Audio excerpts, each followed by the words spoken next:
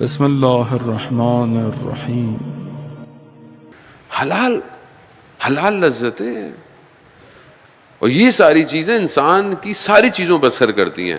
آج انسان کیوں اتنا ڈسٹرب ہے؟ کیونکہ وہ اس کی زندگی میں حلال لذت نہیں ہے، اٹھنا بیٹھنا نہیں ہے، آنا جانا نہیں ہے، دوستوں کے ساتھ بات کرنا نہیں ہے۔ دوست کی میں نے پہلے بھی تعریف کرائی۔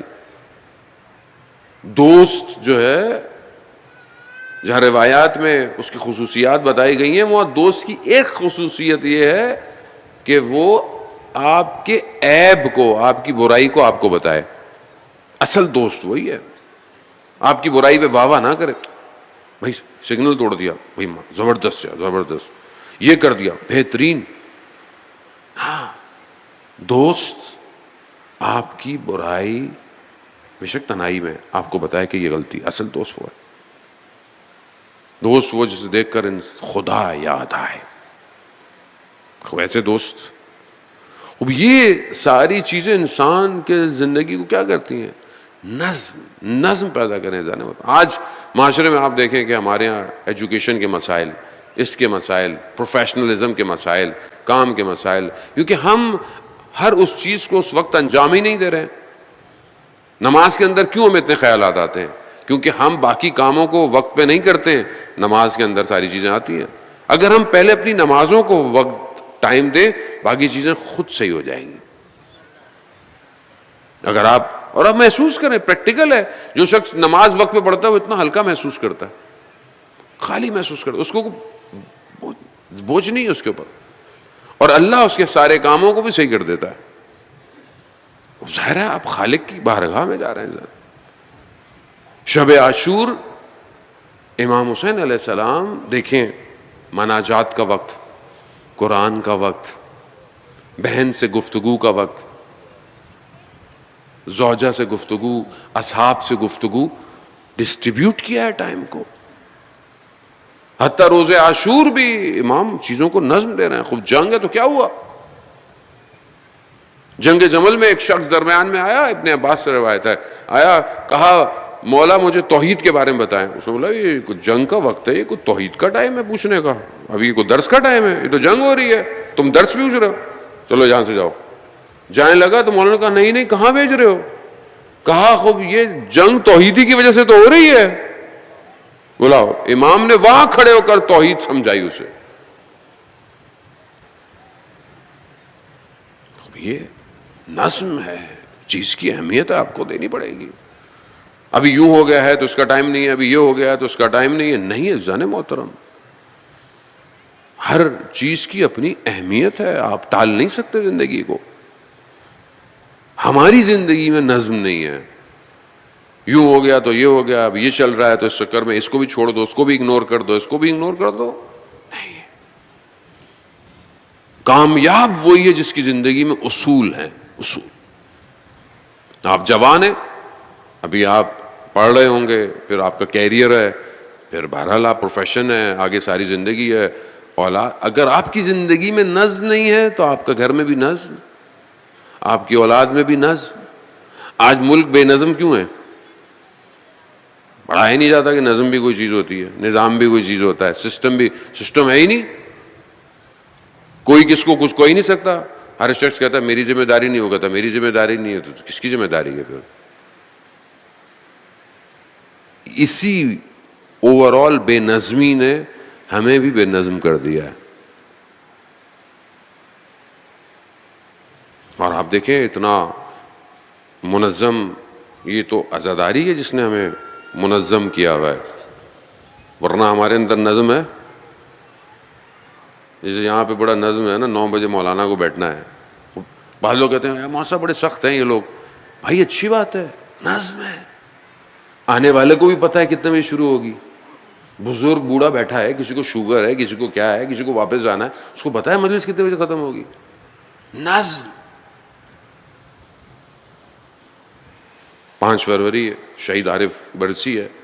نظم زندگی میں شہید کے، نجف کے حوضے سے لے کر، کم سے لے کر جب تک وہ یہاں رہے، اسی نظم نے تو دشمنوں کو ہلایا ہوا تھا۔ سادی سی شخصیت ہے، ایک جگہ کا جو قرآن کی جو کانفرنس کے لیے جگہ جگہ گئے, لوگوں کو دعوت دی. وہ کہتے ہیں گاؤں دیہات کے لوگ تھے ایک جگہ بیٹھے ہوئے, انہیں یہی نہیں پتا تھا یہ خود قائد ہیں. وہ جب وہ شہید ہوئے ان کی تصویریں لگیں تو پتہ چلا کہ یہ قائد تھے. لوگوں کے درمیان میں بیٹھ جانا. دوست ہمارے جو ہم سے بزرگ ہیں وہ ہمیں بتاتے ہیں, انچولی میں آئے اور بالکل کونے پہ بیٹھ جانا, لڑکوں کے ساتھ بات کرنا, زمین پہ بیٹھ کے کھانے کھا لینا. ابھی تو میں خود اتنا بڑا لیڈر ہوں,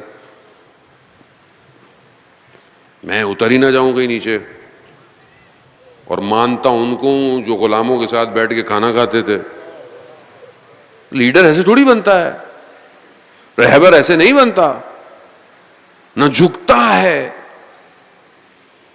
نہیں, شہید عارف کو کتنا پریشر تھا شہید عارف حسینی کے اوپر, کیوں شہید کیا گیا شہید عارف کو؟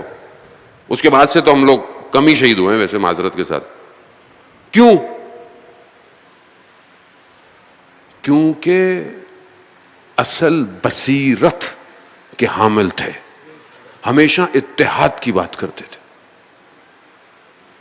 آج آپ کو لگتا ہے یہ شہید عارف حسینی نے اتحاد بین المسلمین کا نعرہ اٹھایا ہے. اس وقت جوڑتے تھے جہاں لوگ کہتے تھے نہیں یہ تو پہاڑی سے آئے ہیں, انہیں کیا پتا.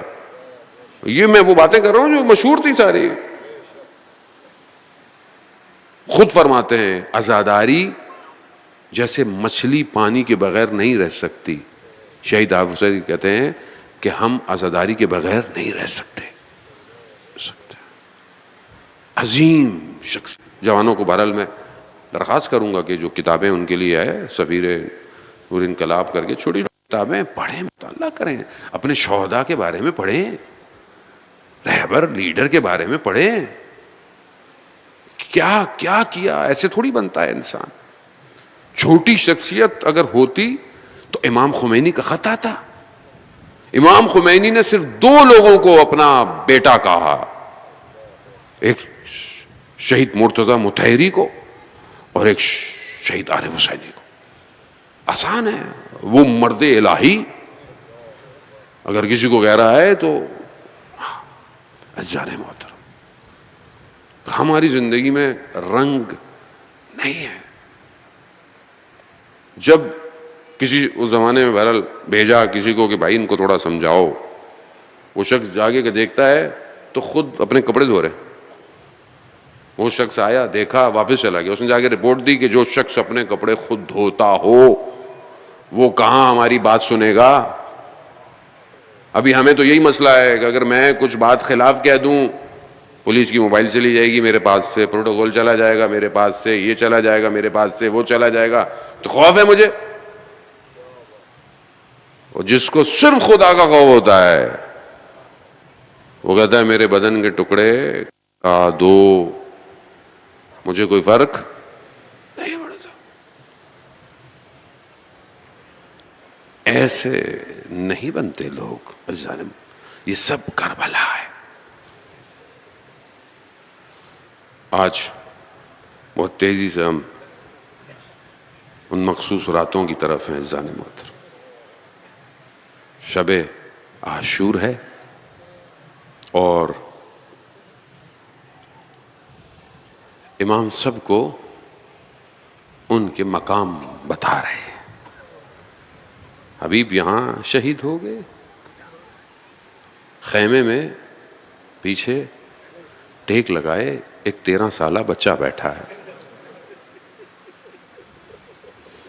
جب سب کا ہو گیا تو بچہ کربلا نے ہر زندگی کے حصوں سے لوگوں کو جمع کیا ہے تاکہ کل کوئی یہ نہ کہے کہ میرے لیے کربلا میں کیا درس تھا. 13 سال کا بچہ اٹھا, کہا چچا جان ہماری باری نہیں آئے گی.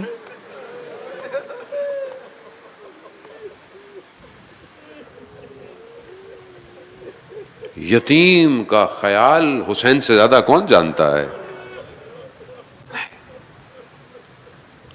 یہ نہیں کہا کہ باری آئے گی یا نہیں آئے گی. پوچھا قاسم آپ کے لیے موت کیا ہے؟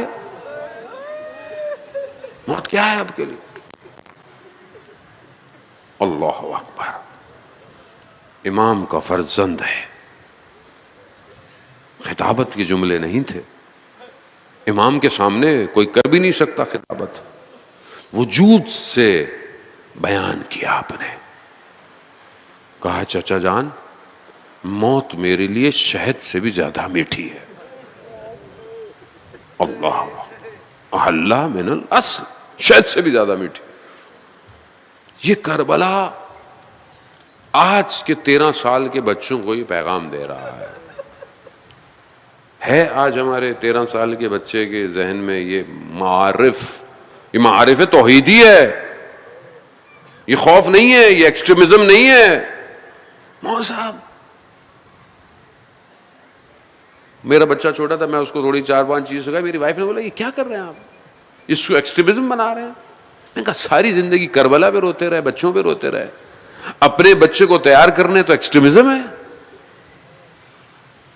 13 سال کا بچہ کہاں سے حسین فہمیدے نے درس لیا جس نے خرم شہر کو آزاد کیا تھا، جس کے لیے امام خمینی کے جملے ہیں. امام خمینی نے کسی کو اپنا رہبر نہیں کہا سوائے اس 13 سال کے بچے کو. حسین فہمیدے کو جب وہ شہید ہوا 13 سال کا، کوئی اسلحہ نہیں ہے، نہ کوئی فوج ہے، پوری دوسری دشمن کے ٹینکر آ رہے ہیں، ایک پل ہے درمیان میں بس.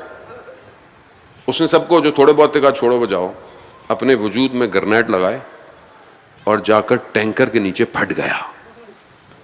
جب وہ پھٹ رہا ہوگا اس کے ذہن میں رول ماڈل قاسم بن حسن تھا. یہ ہے کربلا. امام خمینی کہتے ہیں یہ میرا رہبر ہے قاسم.